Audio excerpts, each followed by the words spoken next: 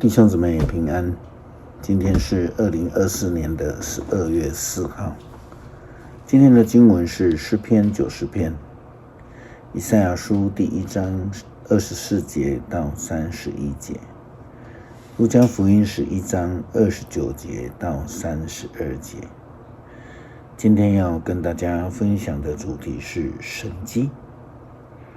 人在苦难或是困境当中，都会抱着一个盼望，因着这样的一个盼望，就会有人看见异象啊，说预言啊，传达上帝的应许啊。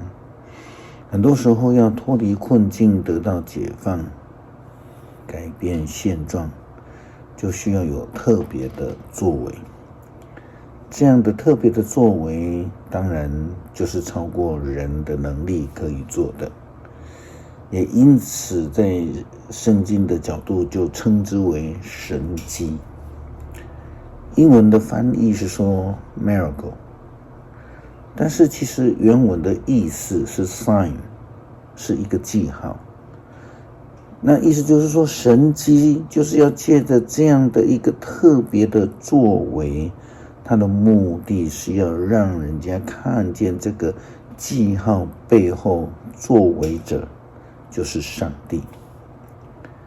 神迹不是要让人家看见那种表面的作为，而是行神迹的上帝之权柄。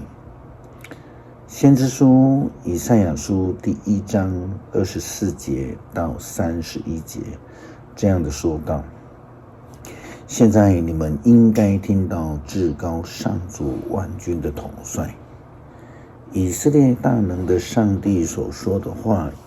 他说：等着吧，我的仇敌，我要报仇，我要血恨，我要对付你们，我要融化你们，像火提炼金属，我要去掉你们一切的残渣，我要再赐能力给你们的官长和顾问，这样耶路撒冷就要被称为正义之城，忠信之义，因为上主是公义正直的，他一定救赎耶路撒冷和城里所有悔改的人，但是犯罪和背叛的人他也要粉碎，弃绝他的人他要消灭。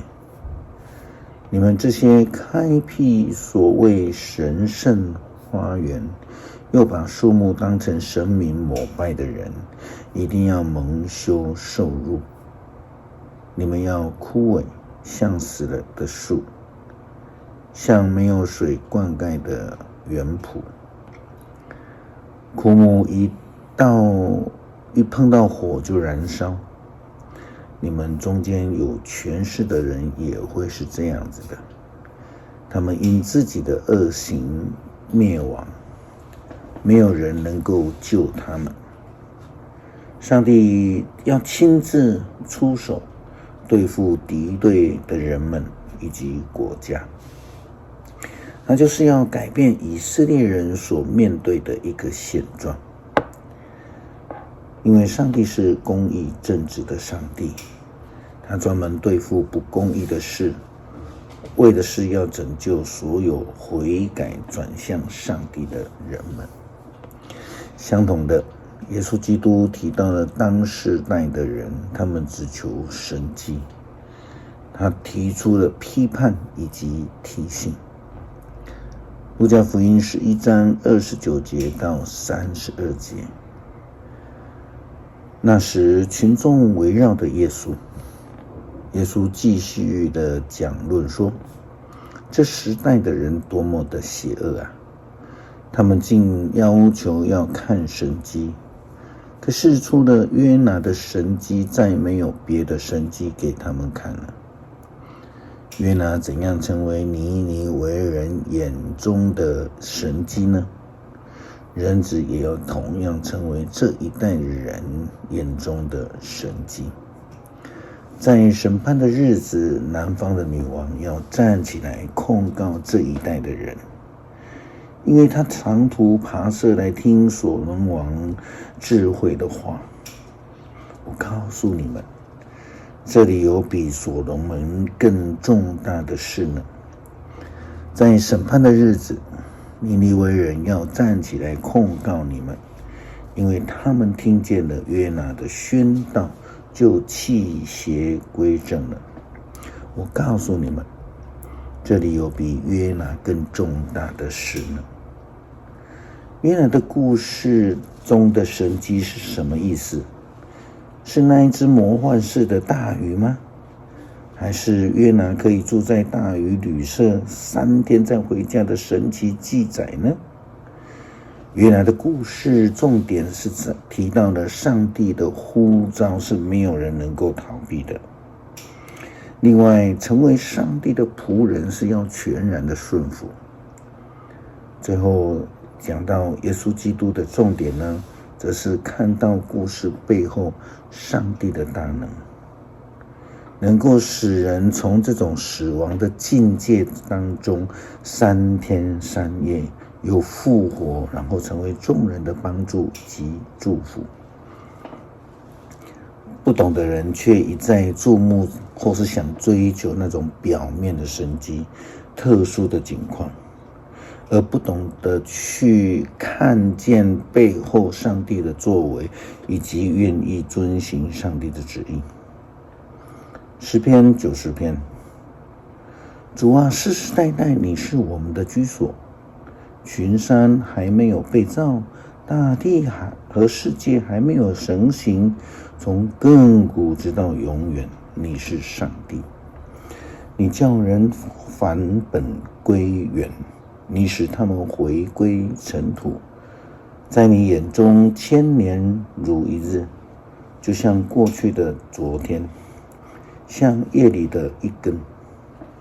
你像洪水一般把我们冲走，我们的生命短暂如梦。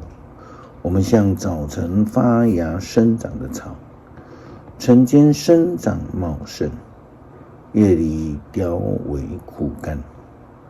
我们被你的愤怒消灭，我们因你的烈怒惊惶。你把我们的罪孽摆在你面前，把我们隐藏的罪过显露出来。我们的岁月在你的震怒之下缩短了，我们的生命像一声叹息消失了。我们一生的年岁不过70，健壮的可能到80，但所得到的只是劳苦愁烦。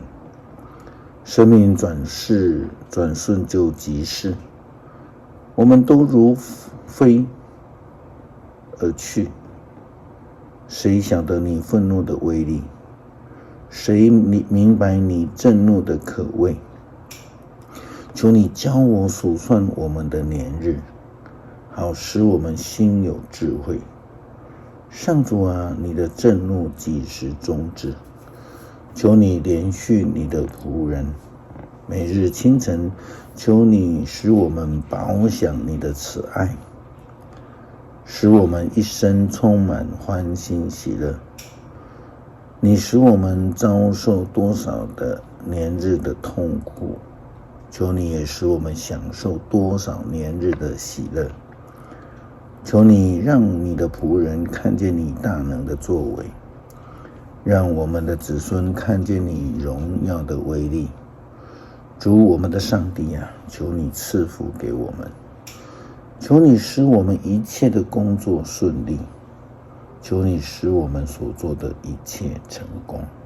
恳求上帝帮助我们不去追求外表的象征，神奇的作为，是为了追求神迹奇事而活，让我们是为了全心追求上帝恩典的作为而活。祷告奉主耶稣基督圣名求，阿们。